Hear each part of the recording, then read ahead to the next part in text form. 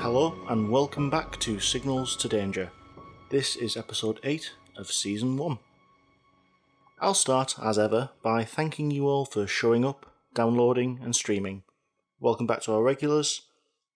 Thought the last episode actually saw a big leap in terms of downloads in the first 7 days, so either you were all really keen, or there might actually be some new listeners out there as well. If that's the case, hello to all of you. Announcements first to start as ever. First and foremost being me asking you again to like, share, subscribe. It's the best way to grow the podcast and it's working so far.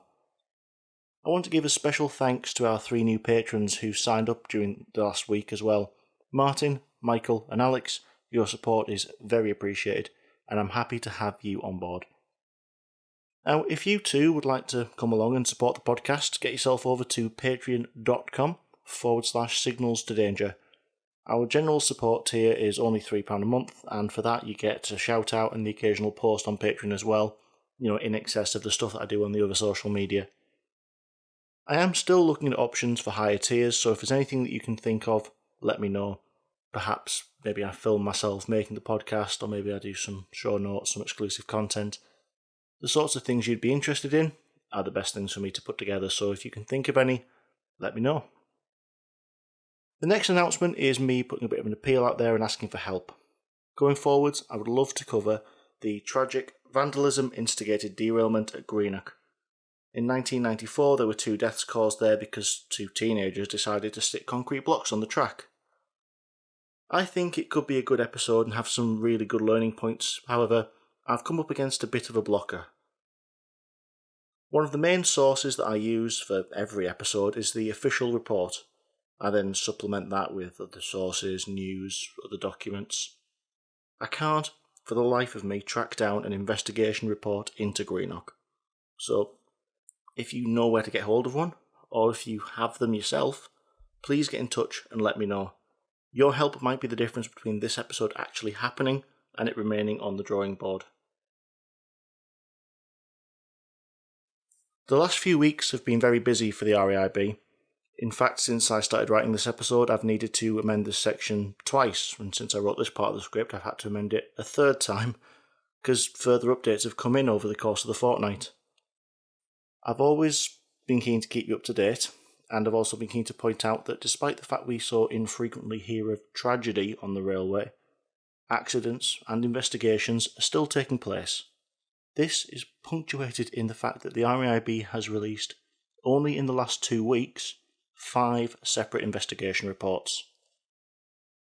These are quite a variety of things. They cover a significant signal past danger, a SPAD near Loughborough, the derailment of a freight train near Wanstead Park, a collision between 2 empty stock L&ER services outside Neville Hill Depot in Leeds, and the collision between a derailed locomotive and a passenger train at Bromsgrove. The 5th and most serious of these reports was to cover the tragic fatality of 2 track workers at Margam near Port Talbot and Rails. Any death on the railway is a huge loss, but this report highlights some key opportunities that were missed, which could have prevented it happening. All of these reports are available for free on the RAIB website, so I really would recommend go read them. I'd probably go into more detail on each of them individually if there wasn't so many of them. I couldn't do them even the justice just to breeze through them now, so go ahead, give them a look. Anyway, that was a bit of a long intro, so thank you for your patience. Let's move into today's episode. Rural Kent, on a peaceful Saturday morning in autumn. The rolling fog started to thin as the sun began to burn through. The quiet faded away as emergency services began to arrive at the isolated section of track. 2 trains could be found there, showing the scars of a dreadful collision. The year is 1994, and the place, Cowden.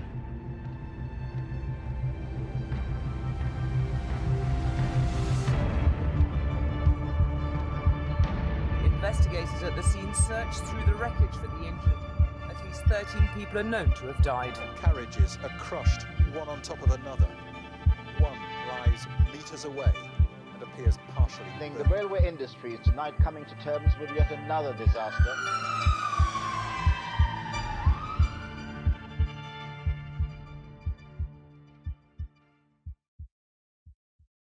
This is Signals to Danger, a podcast where we look at major rail disasters which have occurred in the UK, explain what happened, how the investigation was carried out, and how each of these accidents shaped the industry going forwards.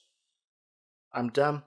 I work within the rail industry in my day-to-day life, but today I'll be the one taking you through this podcast.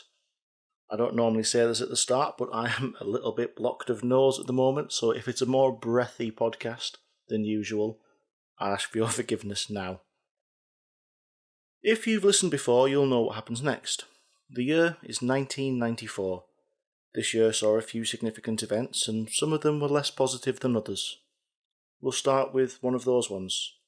February saw police start digging up the garden at 25 Cromwell Street, Gloucester. 4 days later, Fred and Rose West were arrested for multiple murders and charged later in the year.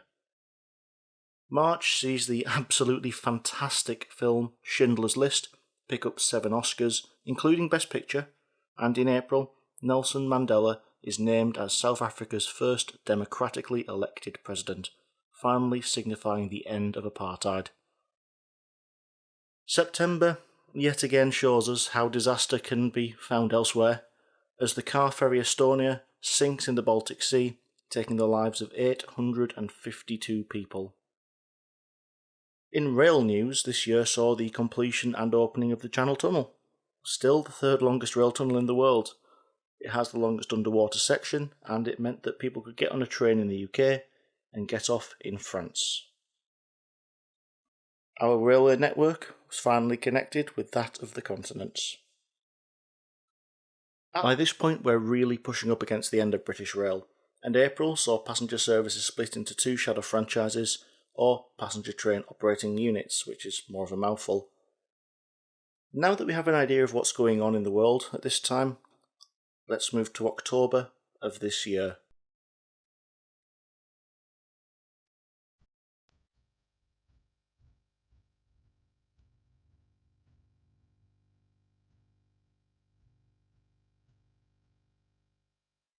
Normally, we'd start the story by talking about the train that was involved. This time round it's not quite as simple as that, so let's start talking about the name on the episode title instead. Cowden. Cowden is a lovely little village with a current population of 800 people. You can find it in the district of Sevenoaks, Kent, around 30 miles south of London. The village is home to a lottery winner, a Grade 2 listed pub, and up until his death in 1988, Roger Hargreaves, creator of the Mr. Men. Like quite a lot of countryside villages and towns, the station itself isn't actually in the village. Instead, you need to travel around a mile out until you pass under the line at an underbridge and find the station just to the left. And when you get there, you will find the epitome of an English countryside station. A brick building sits on the single platform, and the single line curves away in each direction, bordered by trees and the Kent countryside. You might have picked up on this already, but this week we've taken a bit of a step away from the high-speed main lines that we've covered in other episodes. Cowden can be found on the Oxted line, a relatively quiet and low traffic line which runs from South Croydon in the capital down to Oxted in Surrey. Just south of that, at Hurst Green, it branches into 2 separate lines, one leading down to East Grinford and the other to Uckfield. Both are market towns in the county of Surrey. While the line as far as Hurst Green has double tracking throughout, once you move into the branches, a great deal of it is now single-tracked. Changing lines to single-track was something that British Rail did a lot of on less used branches. If the services are infrequent enough that you don't need the extra capacity, half as much track means half as much to maintain. This happened in many places. For years I worked around the Huddersfield area, and the Penistone line, which helped to link Huddersfield to Barnsley and Sheffield, is a prime example. A great deal of this came out of the Beeching-inspired rationalisation of lines, which survived the axe. Cowden used to have 2 platforms. one that currently exists and another opposite. The platform that's left is the old down platform leading away from London and towards Uckfield. An up platform used to exist, linked by a footbridge, but when the other line was removed in 1990, that platform was just taken out of use. These new single-line railways had to be operated safely, and the most obvious and clear rule was that you couldn't have two trains travelling towards each other on single lines. On very short branches, this means that one train at a time would work down and then back up the branch. Only one train would be on the branch at that time. While very, very safe, it's not practical on longer lines. So when BR rationalised them, they left some sections of double track. These could be stations where both platforms were left in use, or passing loops on the sections in between. This meant that multiple trains could run along the branch, timed to pass each other at those sections. Which is the exact situation we find at Cowden and on the Oxted line. The station at Cowden is found in the middle of a single track section between Ashurst to the south and Hever to the north. Trains entering the section where the station can be found are only allowed in when the line is clear. So with that background in our pockets, let's start to talk about trains.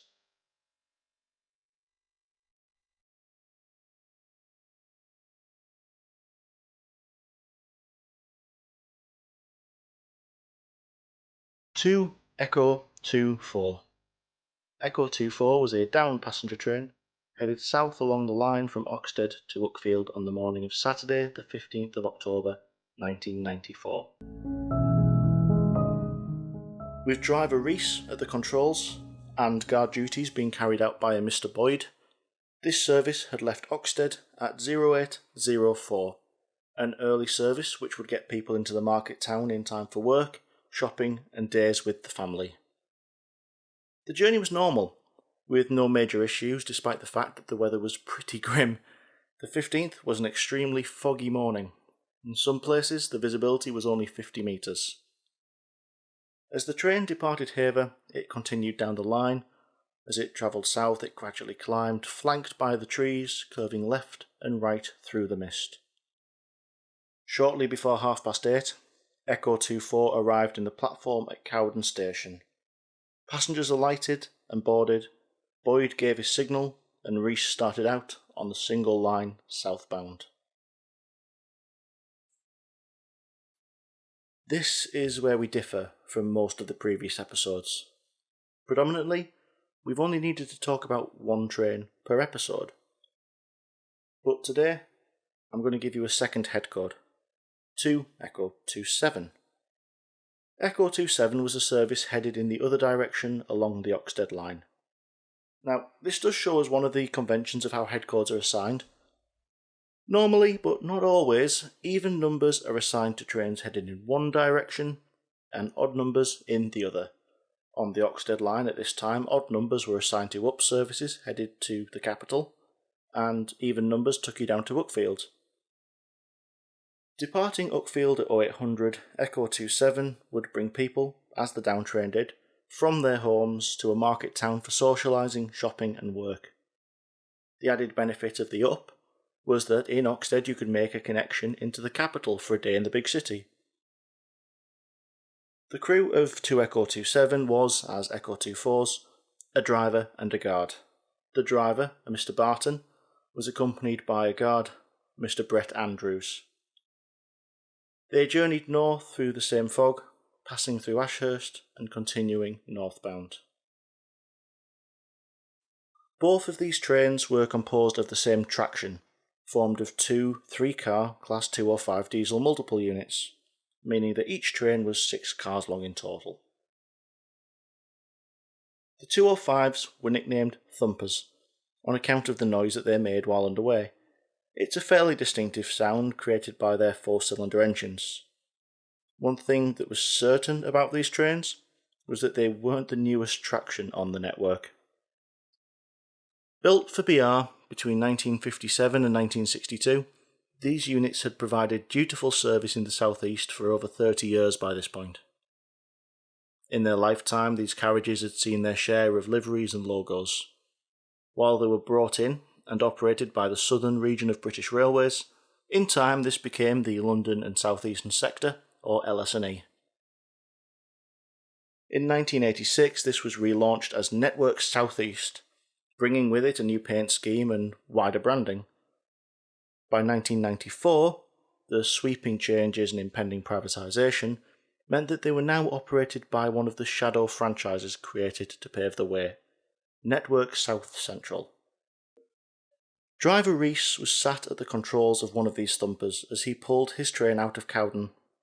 He brought it into the sweeping left-hand curve, until, to his horror, he saw the front of an identical unit heading back down the single line towards him. He jumped from his seat, releasing the driver's safety device, which automatically applied the brakes. There was, however, no way to prevent the collision occurring. There just wasn't any time. Reese managed to run back into the engine compartment just behind his cab, but no further before the collision took place.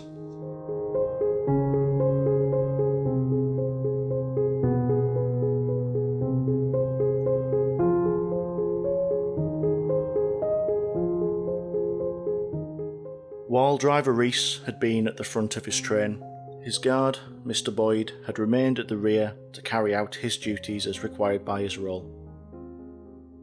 Shortly after leaving Cowden, he became aware of an emergency brake application, and was almost immediately he experienced what was described as a crunch, and the train came suddenly to a stand. Leaning out of the window, he looked to the front of the train and could see that there were derailed vehicles. Assuming the train must have struck something laid on the track, he walked forwards till he reached what he presumed was the leading driver's cab. Finding it empty, he came to the rational understanding that his driver must have gone forwards along the line to place protection, detonators, often called dets, on the line, and to signal approaching trains to stop with his flags. After putting his own dets down in front of the train, he walked back to the rear, doing what he could to comfort and reassure his passengers as he did so. He then walked the 300 metres back to Cowden Station to telephone for help.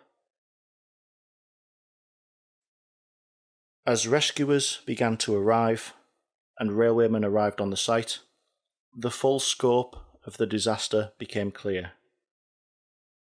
When Mr. Boyd had walked to the front of the train, what he thought was the leading cab was actually the rear of the up service.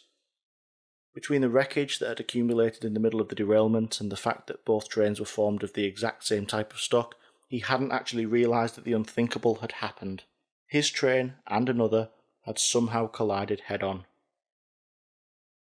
While the rear four carriages of each train were relatively undamaged, sadly that couldn't be said for the leading vehicles. The front coach of the down train, where driver Reese had been located, lay on its left-hand side next to the track. Both of its bogies were ripped away, and the front end had been pushed inwards by around 2 metres. The second coach had also suffered damage, with a displaced bogie and damage to the components holding it to the train. The second coach of the up train, the one which had been travelling in the opposite direction, had come to be damaged at its front end, with body panels torn away and the body side panels torn away on the other side, but none of this compared to the damage found on the leading carriage of the up train. In short, this vehicle was completely destroyed above the level of the floor. The frame itself was severely damaged at the front end and the leading bogie had been torn off, but there was very little recognisable about the carriage. Rescue work continued, and passengers were freed from the wreckage and evacuated from the trackside. But when all was said and done, 5 people lost their lives in the Kent countryside. 2 passengers, Mrs. Maura Pointer and her husband, Raymond, had been travelling in the lead carriage of the up train and been flung from it as it disintegrated. Driver David Reese, the driver of the down train, had managed to run from his cab, but not far enough to be able to save his life. He was joined by the driver of the up train, Mr. Brian Barton, who was found trapped between the wreckage of the two trains. The fifth and final fatality actually threw up more questions than it did answers. When Mr. Boyd walked to the rear of the up train, he didn't find his counterpart, Jonathan Brett Andrews. This was because his body was located in the same place as driver Barton's, up at the front of the train. Another accident had taken place, and another 5 lives had been lost on the rails of the UK.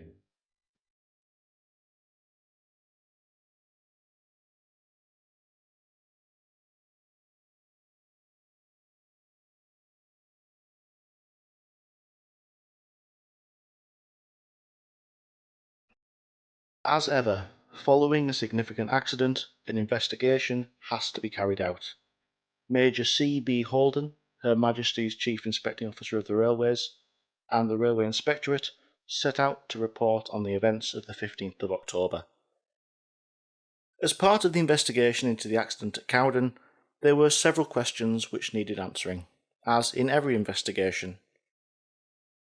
Firstly, and most importantly, why were both trains travelling in opposite directions on the same track? There were protections in place to prevent this, but something had gone wrong. To answer this question, they would need to look into several other factors. Were signals set correctly? Had the trains themselves malfunctioned? Was there an error in driver input? It was a big question, but it was certainly an important one. Secondly, were there any factors which could have prevented the accident from occurring? Were there any opportunities missed? And thirdly, there had clearly been an astronomical amount of damage to at least one of the vehicles of the trains. Was this unavoidable, or had the age and design directly affected the outcome?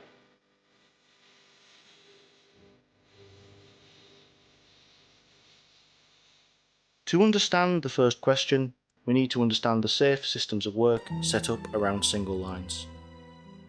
We've spoken in the past about double and quad track layouts, locations where, unless something's gone wrong, each line travels only in the one direction.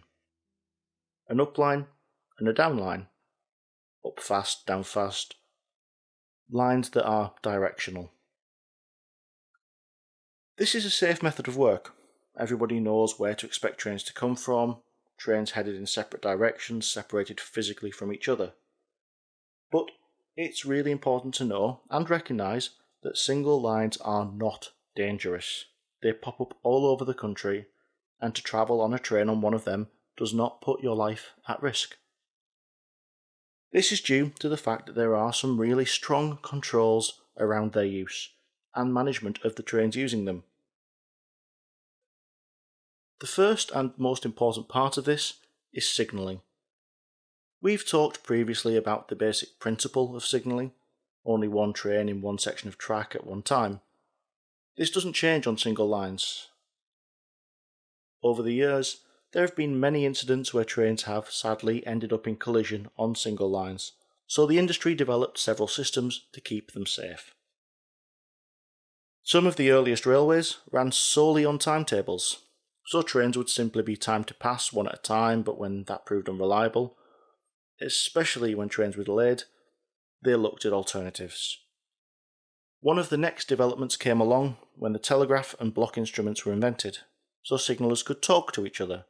Signaller A could ask Signaller B whether the single line section was clear before he sent his train down it. This went a long way towards safely controlling these sections. However, some of the worst accidents in the history of our country have been the result of errors by signallers. It hasn't always been malicious circumvention of rules. Sometimes it's been something as simple as forgetting where you are in a process, or accepting a train through muscle memory, but it has had some disastrous consequences. In 1915, 226 lives were lost at Quinton's Hill in Scotland on the West Coast Main Line. This is the worst loss of life in a UK rail accident. Cause? Signaller error. So, it was clear that while communication of signals is crucial, it cannot be relied on entirely. Other measures are used. One development that came about was the system of tokens. A token is an item which a driver must be in possession of prior to entering a section of track. There may be a large staff or a loop, initially, physically passed from station staff to driver. The principle was with only one token, two trains couldn't be in the same section, as the other would have to wait outside for the token to be handed over by the preceding train. Even if a signaller accidentally set the route and the signal, the driver would know not to move his train, knowing he didn't have the token. This system developed as the railway grew, and in some places it meant that tokens were locked into a telegraph machine in the box so they could only be released when both signallers agreed on it. Eventually, the evolution of the token system led to radio-electric token block. This is a system where physical tokens are replaced entirely with virtual tokens issued over the radio by signallers and displayed in cab. This has some real cost benefits when it's compared to conventional signalling in remote locations. You'll find it on some places like the West Highland Line. All of these developments are really good, but there's a fundamental difference at Cowden. It doesn't have a token system. But the line had only been singled in 1990. And it wasn't singled in its entirety. Between Oxted and Uckfield, there were 3 single-track sections, and at the same time as the line was singled, modern signalling had been introduced on the line as well. This signalling was controlled from the Oxted signal box, and the protections that were provided included automated warning system, AWS, which we've talked about before, track circuiting, and something called solid-state interlocking. These all sound really good, and they are. AWS would give a visible and audible warning to any driver approaching a red signal, and if he didn't acknowledge it, would apply the brakes manually. Track circuiting is a system which uses the metal axle of the train to complete a circuit and tell signallers the location of trains, so they can be kept track of. And solid-state interlocking was a processor-based development of good old-fashioned interlocking made of bars and notches and cables and pulleys in the earlier days of mechanical signalling. All of these systems prevented accidents. The interlocking prevented signals and points being set against each other. The AWS should provide protection against SPADs. So with this level of protection, what went wrong? Signalman Webb was on duty at Oxted on the morning of the 15th. Booking on at 06:50, he got started with the day's work. As the day proceeded, he set the route for 2 Echo 24, driver Reese's down service, through the single line section at Cowden. Set it all the way through the loop at Ashurst, and to the signal at the end of the loop, which protected the next single line section. At the same time, he also set the route for Echo 27, the up service, through Ashurst Station and up to OD 58, or Oscar Delta 58, the signal leading into the single line section to Cowden. This was a normal signalling practice, and it allowed both trains to call at Ashurst without any delay. He watched the panel, and when Echo 27 arrived into Ashurst Station, he set the route for Echo 24 through out of the loop at Ashurst and to Uckfield, because it was now clear and nothing was going to be coming the other way. He knew at this point that he had nothing to do until Echo 24 passed Blackhurst Junction, which was the north end of the Ashurst loop. So he decided to prepare his breakfast. Very shortly after he turned his mind to his breakfast, he received a critical alarm from the signalling system. The points at Blackham were out of correspondence. They weren't aligned for the down line, as set, but for the up. Coupled with the fact that 2 track circuits on the single line were now showing as occupied, Signaller Webb knew what had happened. The up train, 2 Echo 27, had run through the red signal, through into the single line section, and a collision was now almost certain. Webb immediately called the control room at Croydon, raising the alarm and requesting the emergency services, probably before the collision had even occurred. At the time the alarm sounded, there was still 1.5 miles between the trains. Webb placed collars on the controls of the equipment, preserving the setup for the investigation that he knew would follow. Realistically, there was no way that Mr. Webb could have done any more. He had no way of contacting the drivers directly, although this would give rise to other questions later on. In order to back up the account of the signalman, on-site investigations were also carried out into the equipment. Barring some contamination on the inside of the lenses, it was decided that Oscar Delta 58 was showing a normal red aspect under the initial investigation. When more investigators arrived, they noted that the alignment was slightly to the right and below the ideal driver's eye line, and their professional opinion became that it was a reasonable red, though fog would have significantly reduced the time it was visible for. But it would still have been visible between 20 to 50 metres away. The points showed definitive evidence of having been run through in the wrong layout, which confirmed that the signal had set them for the down service. In fact, one of the good things about modern signalling is that the system had a sort of black box, so all the actions and settings and switches that were taken were recorded. Webb's account was backed up. Signalling was not the cause of the collision. The signal was at danger. So this leads now to the follow-up questions. Why did the train SPAD? SPAD being the acronym for Signal Passed at Danger. The possibility was explored as to whether the train had malfunctioned, had the brakes failed or the controls jammed. Examinations of the trains on the scene brought up no concerns. There were no significant leaks, no isolated brakes, no overly worn brake blocks, so that wasn't on the cards either. The next possibility was almost unthinkable. Had driver Barton somehow missed the signal, either through distraction or otherwise? Could this explain why he hadn't stopped at it and continued on? Yes, it could, except for something we've already talked about on this podcast a lot. AWS. On the approach to Oscar Delta 58, in the forefoot between the tracks, there was an AWS ramp. With the signal at red, the ramp will have triggered a horn and an indication on the sunflower of the cab. If it wasn't acknowledged, then the train brakes will have automatically applied. A distracted Barton would have snapped out of it and acknowledged to continue, and if he didn't, the train would have stopped. When the train equipment was tested, the AWS kit, that which could be found and assessed within the wreckage, was also examined.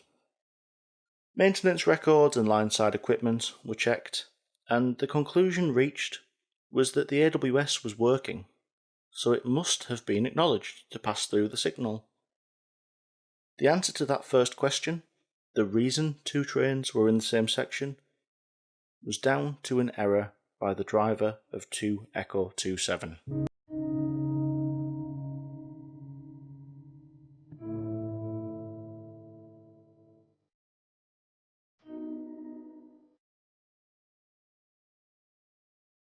With our first question answered, it's clear that the blame lies at the door of the person sat at the controls of 2 Echo 27. Sufficient landmarks existed for the driver to know where he was. His route knowledge would support that, and missing the signal shouldn't have happened. He should also have been focused firmly on the task at hand. He evidently was not. Part of the reason for the accident may be explained by where the body of guard Brett Andrews was located, alongside Barton. At the very least, the presence of somebody else in the cab would have been a distraction to Barton. But at worst? In 1992, Brett Andrews had been warned by an inspector for riding in the front cab of a train, and then again, more severely. In fact, on the 8th of this year, 1994, he'd been caught yet again and received a formal, final warning for it. Outside of a very specific set of circumstances, Brett Andrews had no business in the driving cab during the journey. But it doesn't end there. The guard, Brett Andrews, had aspirations to become a driver, and there was speculation that he, and not Barton, may have been at the controls at the time of the accident. Some of this speculation relied on some allegations around the speed and the driving on the day, but these were made by passengers, relatively unqualified to comment. There were some pieces of evidence submitted around the timings that were recorded by the signalling system, but they weren't strong enough to prove anything.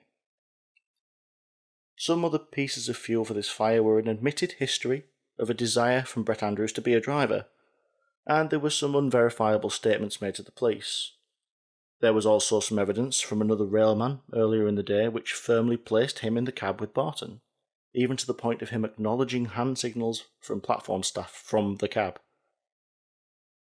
But perhaps the most scathing evidence I could find for this theory is that, according to an article in The Independent from 1996, Brett Andrews had twice been reprimanded for actually driving trains, though he wasn't allowed to.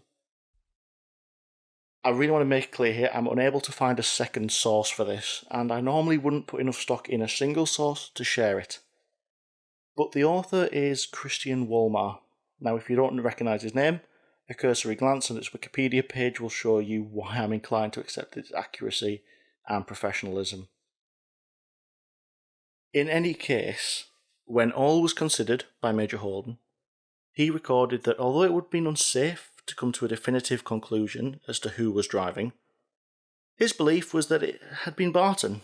However, even if it was not Barton and he'd allowed Brett Andrews to take the controls, driver Barton would remain wholly responsible for the accident.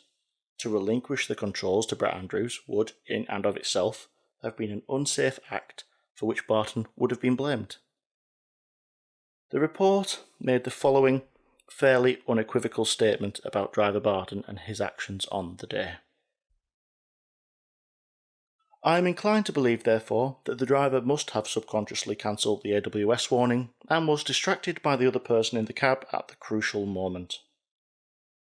To have run by the signal in these circumstances is blameworthy, but understandable. To have driven on without consciously registering the aspect of the signal to a point where he must have realised that the signal had been passed is not only inexcusable and blameworthy, but also totally irresponsible. In this instance, it does not matter who was actually at the controls. Driver Barton was in charge of the driving of the train, and I conclude, therefore, that driver Barton is wholly responsible for the accident.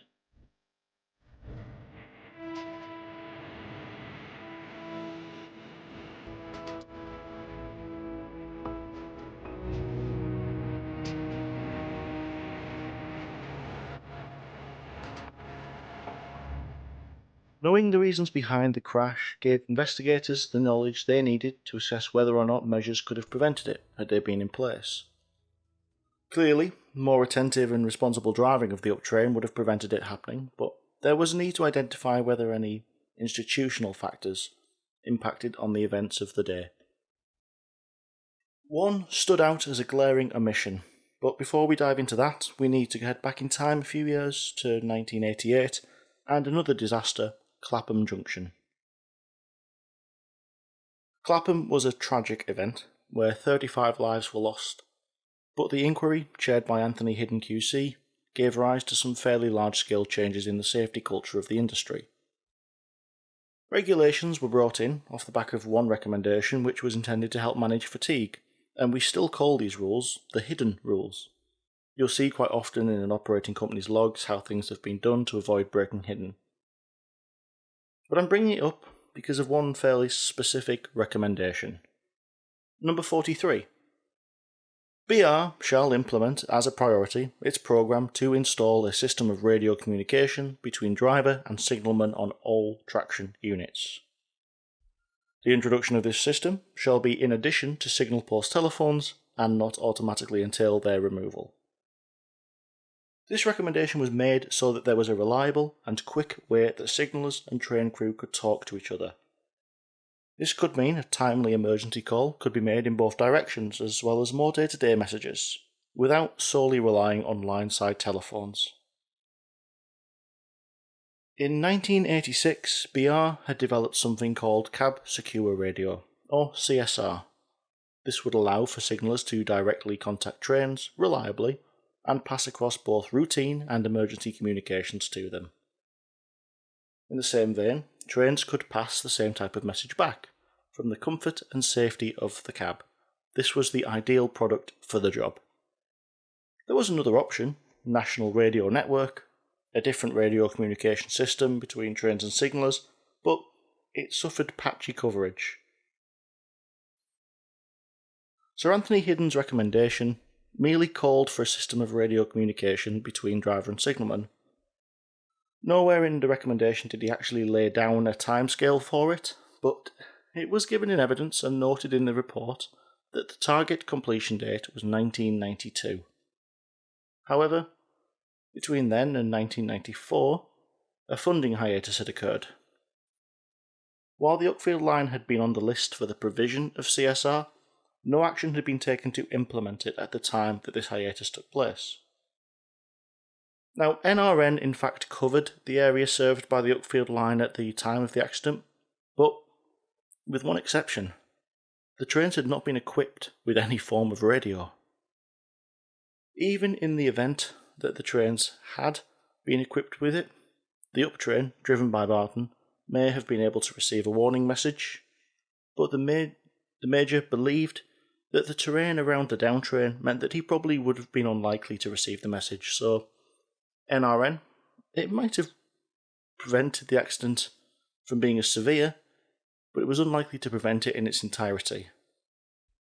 In any case, the lack of radios on the trains made it a moot point. The Major was quite clear, however, in his assertions about cab secure radio, stating that if CSR had been fitted, the signaller could have delivered a stop message to both trains and would have been granted an opportunity to prevent the accident in its entirety. As I said, this line was earmarked for CSR and it was supposed to have been implemented by October of 1992, 2 years earlier. The reasons it apparently didn't happen then was because the whole thing had been overtaken by what one interviewee described as a funding change of seismic proportions. This change resulted in the moratorium on investment in 1991-1992. This part of the report doesn't say what the cause of the funding change was, but do you remember in the intro when I mentioned that the Channel Tunnel opened this year? Couple that with inbound privatisation, and I must say my personal opinion is probably that BR found things they would rather spend the cash on.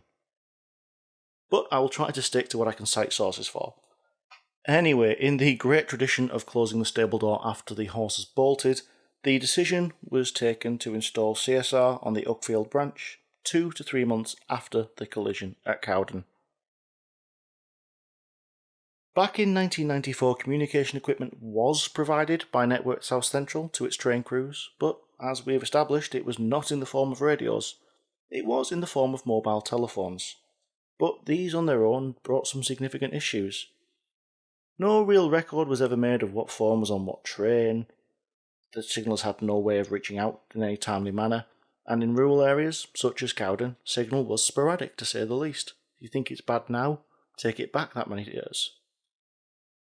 In fact, the Major's comments probably serve as the greatest indictment of this method of work. The provision of mobile telephones, which were regarded as a substitute for an adequate radio system, was unsatisfactory. Carrying one was not mandatory. There was no proper system for issuing them or recording which trains had which telephone. Their reliability was poor and their battery endurance low. There were notorious black spots on the Uckfield branch where mobile telephones became unusable. Because the object of having them was said to be to enable drivers to call the signal box, there were no adequate arrangements for reciprocal calls. In short, despite promises made to various rail users groups, the system fell into disrepute and then disuse. Implementation of the recommendations out of Clapham's disaster could have prevented this one, but it clearly didn't happen. Implementation of even the initially proposed date of 1992 could have saved 5 lives. Safe to say that yet again, a missed opportunity to prevent disaster.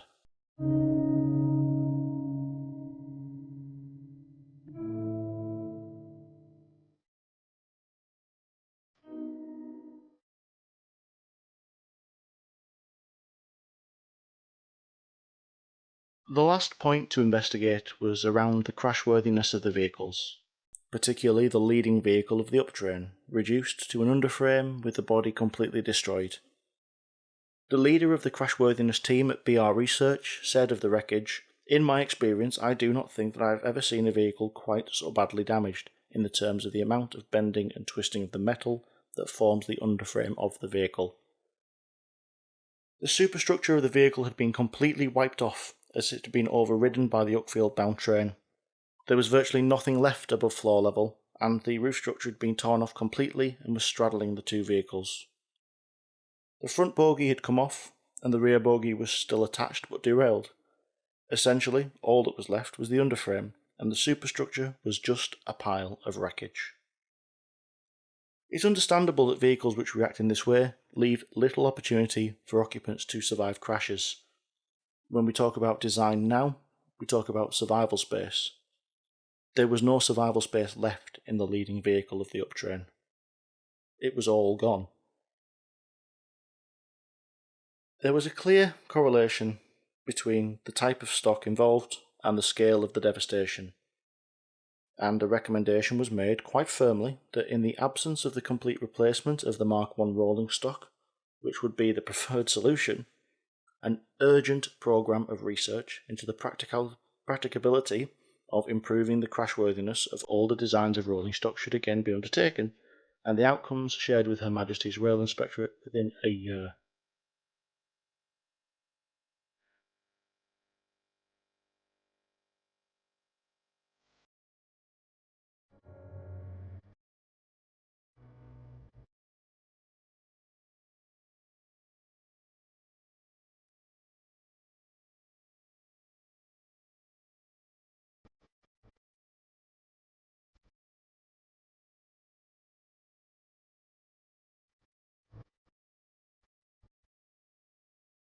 Now we get to the part of the episode where I get to tell you the future developments, which means that this shouldn't happen anymore. And you're going to end up with deja vu, because I'm going to bring up TPWS. Train Protection and Warning System. This system is now in place as standard at most signals. If it had been fitted at Cowden, where the uptrain approached the signal too fast to stop in time, the train's brakes would automatically have applied. Whereas an AWS warning can be cancelled and ignored, a TPWS brake demand can't be dealt with in the same way. The only way to override it is by taking action purposefully before you carry out any manoeuvre that would normally set it off. TPWS would have prevented the uptrain at Cowden from rampantly passing the signal without any action. And that's it, that's TPWS for this episode out of the way. There was another piece of kit that was brought in between Cowden and the implementation of TPWS, and it was brought in following several high-profile incidents of signals passed at danger, including the one at Cowden, the SPAD indicator. These normally appeared like a standard 3-aspect signal, however there were some fundamental differences. They had a distinctive blue backboard to avoid them being mistaken as broken colour light signals. All 3 lenses were red, and on the earlier examples the middle one had the word STOP written across the glass. When the indicator activated, the top and bottom lights flash, and the middle light shows a steady red. If you saw one of these lit, you were obliged to stop your train. Even if you thought it didn't relate to you directly, you had to stop. These SPAD indicators were installed in the rear of signals in locations where a SPAD brought a particular risk, such as the entry to a single line. Going forward several years, further developments were also made in the field of radios. It's plain that we love our abbreviations on the railway, and in time we've added yet another one. CSR and NRN gave way to GSMR. GSMR is a subsystem of the European Rail Traffic Management System, if you like another abbreviation, that's ERTMS, and it stands for Global System for Mobile Communications, Railway. GSMR is a secure platform for voice and data communication, and while it's used for several things in the ERTMS system, the voice communications aspect is of particular relevance here. This radio system allows for point-to-point calls, just like a normal mobile, as well as a few other neat features. But the really important one that we want to discuss now is another abbreviation, REC, and it stands for Railways Emergency Call. On each GSMR unit in the cab, there's a bright red button. If a driver or a signaller on his system hits this button, they can make an emergency call. All trains in the area receive a warning message, preceded by an audible alarm, and all hear the recording. If a driver receives a REC, an REC, the driver must stop his train and confirm that he is at a stand by pressing a button on the radio unit. Clearly, this is a substantial improvement on previous offerings, and several accidents have been prevented or had their severity substantially lowered by the use of an REC.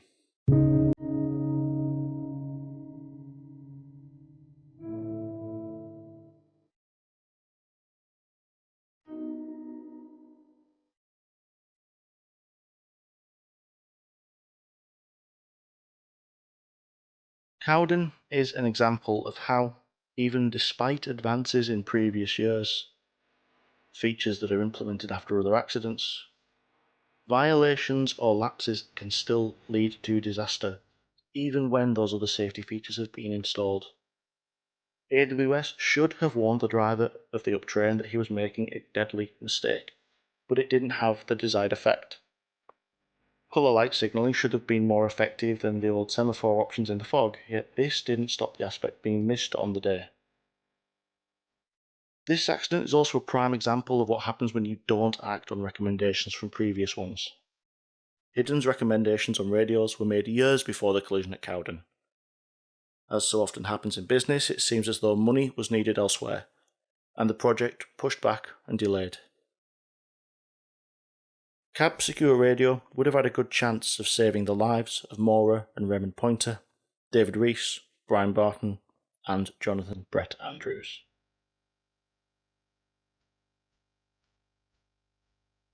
Though the loss of lives was avoidable, they are remembered.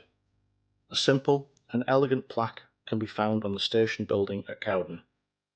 The anniversary sees flowers left, and sometimes signs left by colleagues of driver Rees, paying their respects to those who passed away.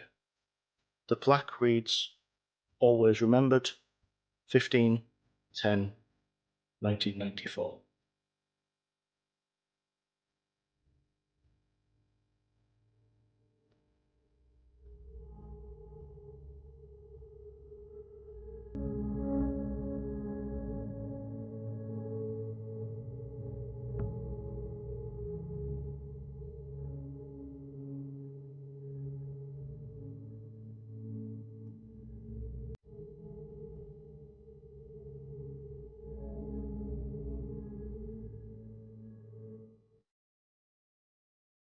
Okay, so that's episode 8 over and done with. Thank you for bearing with me, especially with the blocked nose, sore throat, all of that jazz.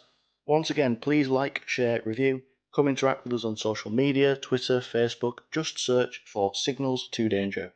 If you are interested in supporting us, please go have a look at our Patreon, patreon.com, Signals to Danger.